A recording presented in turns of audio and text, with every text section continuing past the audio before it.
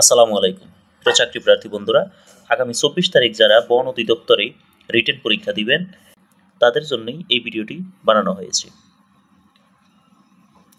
বিশ্ব বন দিবস 21শে মার্চ।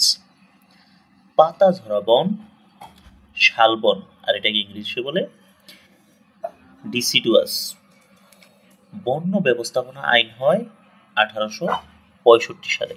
এই 1865 সালের আইন অনুযায়ী বর্তমানে বাংলাদেশের বন ব্যবস্থাপনা কার্যক্রম পরিচালিত হচ্ছে। হাতি পাওয়া যায় পাহাড়ি বনে। পরিবেশ বর্ষ 1990 সাল। রাষ্ট্রীয় বনভূমি নেই 28টি জেলায়। প্রয়োজনীয় বনভূমি আছে 7টি জেলায়। বন গবেষণা ইনস্টিটিউট চট্টগ্রামে অবস্থিত। একক বৃহত্তম বনভূমি সুন্দরবন। বৈলাম বৃক্ষ পাওয়া যায় পার্বত্য জেলা যথা বান্দরবন, খাগড়াছড়ি, রাঙামাটিতে। বৈলাম বৃক্ষের উচ্চতা সর্বোচ্চ 100 মিটার। বৈদ্যুতিক খুঁটি তৈরিতে ব্যবহৃত হয় শাল বৃক্ষ।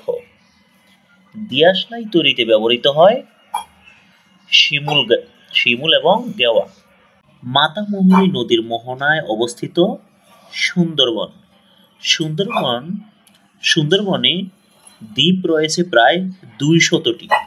সুন্দরবনের অন্য নাম বাদাবন, এটি খুবই গুরুত্বপূর্ণ। এলিফ্যান্ট রোড রয়েছে কক্সবাজারে।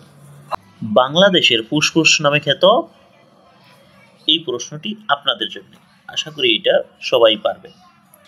আর এখানে দেখছেন আরেকটি প্রশ্ন আছে যে জলাভূমির বন রাতারগুল সিলেটে।